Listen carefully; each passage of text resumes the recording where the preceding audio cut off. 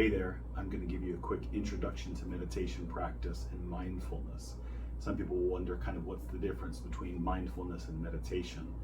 And so one of the quick answers is that meditation is a form of mindfulness.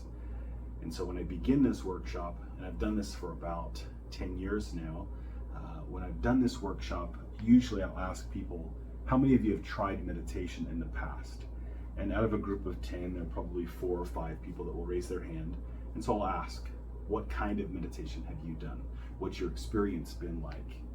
Did you like it? Did you enjoy it? Did it work? Have you stopped doing it? Do you still do it? And so up on the board, I've written a few reasons that people would tell me they don't meditate, why they don't meditate, how there's been a struggle with it. So the first one, I've tried, I don't know how. It doesn't work for me. Or even I know how, it just doesn't work. Or I don't see any benefits to it. One of the other ones, I can't clear my mind.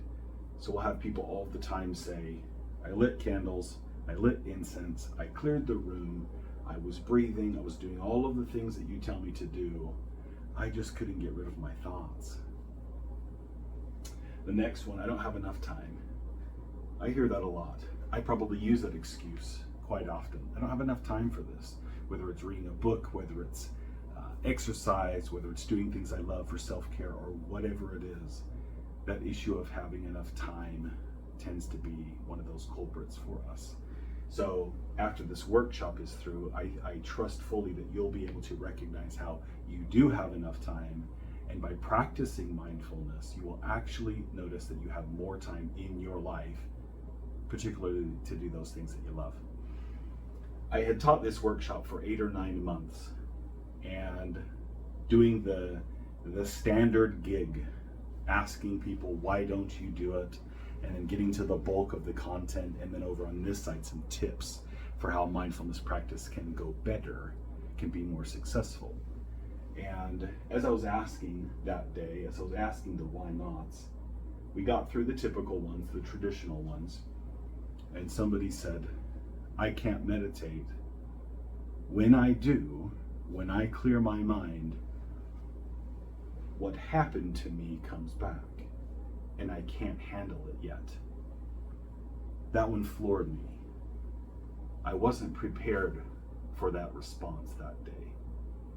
But that is one of the biggest reasons that we stay distracted, that we keep ourselves deflecting from who we really are, from our pain, from our circumstances in life, from our relationships. It's really hard for some of us to feel, to be real, to be present. And so I just want to acknowledge that there are times where that pain is so significant, it is so intense, it is so terrorizing that we won't allow ourselves to be present, to be in the moment, to single task. We need those distractions, seemingly for our survival. So let's talk about mindfulness and what is it. In the blue here, there's this term, superficial and scattered mind. We think superficial. I want you to define that in your mind just for a moment. What do you think superficial means? Sometimes we think it means somebody who's kind of fake. In this one, it means shallow. Not as far as interpersonal relationships, but just lacking depth. Things are on the surface, okay? Scattered, some of us feel that way from time to time, all over the place. If you've seen the movie Up, when those dogs come around and they see a squirrel, whatever they were focused on prior to, once that squirrel is there, that's the focus, that's the new priority. Some of us even joke that we have those squirrel moments. So superficial and scattered mind is where we're trying to do multiple things at once. Sometimes we call it multitasking. And in our society, we think we can multitask. The bottom line is we're wrong. We cannot multitask. When I give this workshop, the 2 most frequent arguers that I'll get are people who serve others, or in the service industry, waiting tables, that kind of thing, who say, I have to multitask. I'm taking somebody's order. I'm noticing my table's over here who needs a refill. I'm greeting customers as they walk in the door. I'm doing 19 different things all at once. Okay, that makes sense. I hear you. I hear you. If that's you, be patient for a moment and let's take a look further at this and see if we can actually help you be in the present moment with one task at a time. The other group that argues with me on this are mothers. And I learned a long time ago, you don't argue with mothers. They are right. They are always right. But again, if we can recognize how to do one thing and do one thing well in any given moment, we can pick that task up, we can do whatever we need to with it, set it down for a moment, metaphorically, and go to the next thing. And again, you might be arguing with me about that that's not realistic. I have to do all these things at once. I have to multitask. Okay, be open. Consider for a moment that might not be working for you. Okay, let's try one other thing. Superficial and scattered. You know what? We're also easily distracted in this space when we're superficial and scattered. Desks might be covered with papers and different bills and different tasks. Our car, how does that look? How organized are the different areas and spaces that are in our lives? So when we get away from this multitasking and get into what's called deeper analytical thinking, which is single task, one thing at a time. Again, we can pick up whatever that task is and maybe we spend 4 seconds on it. And that's all we had. And we set that thing to the side and we move on to the next one. There's a difference there. You might argue it's semantics, but there's a difference there versus carrying 19 different tasks all at once, trying to give them all of our attention. Sometimes we might try to have 3 different conversations all at once while also texting and listening into a conversation that's happening across the room. Usually doesn't work. Think back to those moments when you tried to do that. Probably didn't work. If you're on the receiving end of somebody else's attempt at multitasking, how does it feel when you recognize that they're trying to listen to you and they have another priority over here and there's something else on their mind that they're distracted? It's not the greatest feeling in the world. The more frequently and the more often we can get into this deeper analytical thinking, we are likely to get into what's called intuitive states and revelations. This isn't the book in the Bible, but that intuition. What am I feeling? What is my soul telling me? We might get inspiration. This might have to do something with our higher power or just nature, our spirit or our soul telling us things, communicating with us. We call this meditation. We call this mindfulness practice. This is that moment. Some people will say, aha. I really like saying it just feels more soothing to me. So these are the moments where I get it now. That makes sense to me. This is our goal. Some of you might have been there before. Some of you might have thought you were there, but it wasn't necessarily meditation or mindfulness. It might have been substance-induced even. But if you've known that feeling, you know what I'm talking about. That's a good feeling. There's a lot of clarity there.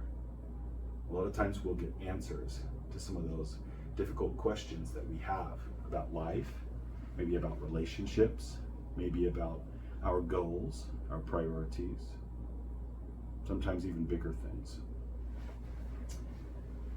It's not likely that we'll stay in here for 30 minutes, an hour, or a few hours, or an entire day. I think there are some people in our world, usually they dedicate their entire lives to mindfulness practice, typically in the service of others. They might be able to be mindful for 4 hours or something like that. But the majority of us, that first time, it's going to be a few seconds. And we're going to have our squirrel that comes in. We're going to get distracted. We're going to move on to something else just for a moment. But we might remember how peaceful that was, how freeing that was. And it might even become something that we start to pursue more and more because we like the way that it feels, that euphoria that comes when we're actually, truly in the zone. Athletes get here a lot. This is one of the things that they work for. They spend hundreds of thousands of dollars trying to get themselves to a space where they can be present and not be distracted by the crowd or the opponent or what the rest of their life has in store for them, but to be in the moment, to be most successful. And I think as humans, that's one of our goals. How can I focus on the task at hand so I can succeed, so I can be my best self? When we find ourselves having random thoughts pop into the mind, it kind of shoots us back up into this either deeper analytical thinking or the superficial and scattered mind. And one way for us to get back to that intuitive space, that moment, is to acknowledge the things that are our distractions that we have no control over and set them to the side. Move them along their way, holding on to those thoughts and those distractions and those other tasks that we can't do anything about, at least in the moment. It doesn't serve us. Sometimes we call that worry or anxiety or having control issues. And so I want you to consider the things in your world that you try to control. Compare and contrast that with the things in your life that you have control or influence over. And separate from meditation and mindfulness practice, you might even write a list of those things. And it might be very telling for you. You might recognize that you've been trying to control some things in this state of mind that you don't have any business trying to control. And so it can be very freeing to let them go, to focus on one thing at a time and get a little taste of this, that moment of being mindful. Okay. Again, 3 seconds of mindfulness might be all we get at first. The more we do it, the more we practice, the better at it we get, the more efficient we get, the greater our endurance becomes. It's a cool feeling. After this is done, and after you're practicing mindfulness, I want you to reach out to me and let me know the progress that you notice along your journey. And even those of you that want to add to this list, the why not list, the struggles, the frequently asked questions, I want to know about those too. Let's add to that list. We want to pay attention to each of them, because I think if we really come up with each of those reasons why I can't meditate, why I think I can't meditate, we can resolve each and every one of them. Some of them immediately, and some of them in time, maybe with a little bit of creativity and extra support too. So with all of this said, I want you to notice these tips over here, some suggestions that we might have for how to have a better mindfulness practice, a more successful experience. And feel free to rank order them if you like, put them in a different chronological order, substitute some of them. Maybe you have some other tips yourself. Add them to your list, will you? But one very helpful thing is finding a special place. Sometimes we live near the mountains or live near the ocean or a stream. Some physical environmental location that we just love, that's just soothing and peaceful for us. I love the pine trees, I love the aspens, I love the mountains, but I also love the ocean. And there are a few places on this earth where they meet together. And in my mind, when I close my eyes and I'm trying to meditate and I'm being mindful, that's where I go, where the ocean meets the aspens and the pines. If you've been to that place or one of those places, you know what I'm talking about. Calming, peaceful, mesmerizing. We can take a step back and notice how truly beautiful this earth is. If you can't get to that physical location, close your eyes, allow yourself to go there in your mind. You might even have a tree in or near your home, in your backyard. You might have a plant that you can go sit in front of and imagine that you're in that sacred place. Okay. Choose the right time. Typically, when I do a meditation workshop with people in the morning, I don't want you to lie down. I don't want to put you back to sleep. I'm not interested in hypnotizing or mesmerizing or necessarily even calming you down so much that you become groggy. That might be more of a motivating, encouraging, inspiring type of meditation practice early in the morning. In the evening, I do want you to calm down. I do want you to be able to let go of the day's events, the stresses for that day, put them to the side, kind of take off that mask of chaos and stress and burden, clear the mind, and be able to, at some point, go to sleep and sleep restfully. Prepare physically. Strongly recommend taking a hot shower or bath prior to, wearing loose-fitting clothing. Some people are very sensitive to smell. Notice what it is for you. You might put on something that smells really good, really beneficial. Get rid of those foul odors too. Brushing your teeth. There's nothing like sitting cross-legged and stretching down over yourself and smelling maybe something that's not too pleasant. So be mindful of that. The fourth one, sit straight and relax. Again, it's not as beneficial to meditate crossing our legs over, okay? Sometimes our typical posture throughout the day is counterproductive to this process. So be mindful for what's comfortable for you. The fifth one, music. Music is incredibly powerful. I think the majority of people follow this perspective that calming music, quieter, softer, gentler music when we're trying to be calm helps best. And if we're trying to go to the gym or go for a run or get amped up, get pumped up, we want the heavier things, the faster tempo. Every once in a while, as I say that, people will say, actually, I'm the opposite. So we'll give grace for those, okay? But notice what it is for you, what helps you. Instrumental music, piano, guitar, those kinds of things. Sometimes music from your origin is very helpful, very calming and soothing for you. So introduce that as well. The sixth one, slow and steady. If any of you have trained for any kind of physical event, running, marathon, cycling, or something like that, you know that going from the couch to a marathon is not very realistic. It's not very likely. You could either burn out, you could get injured, you could overtrain, overexert yourself, and then maybe even give up altogether.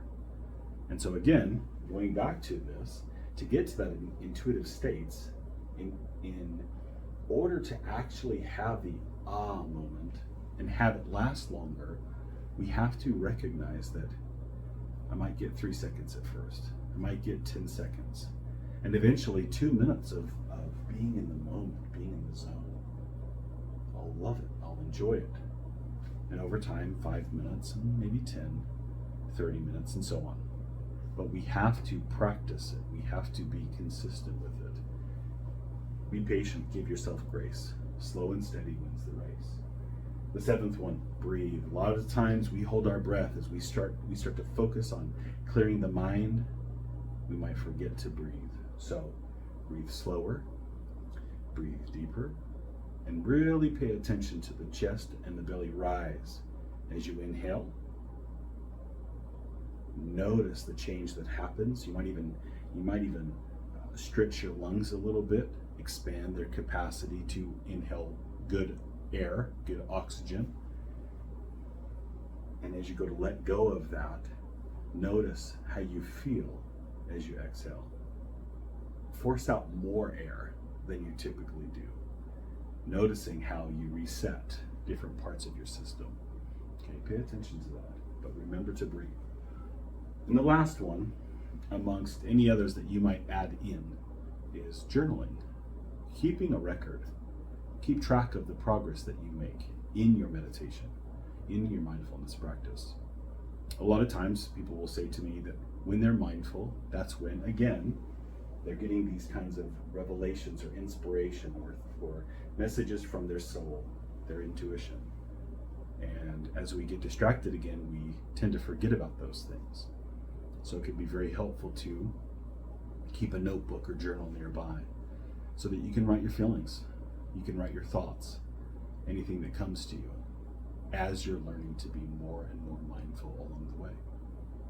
And you can go back to that journal after a few weeks, noticing the progress that you make, noticing the change, not only in your ability to be mindful, but I challenge you to look at the other areas of your life and notice the changes that are happening there.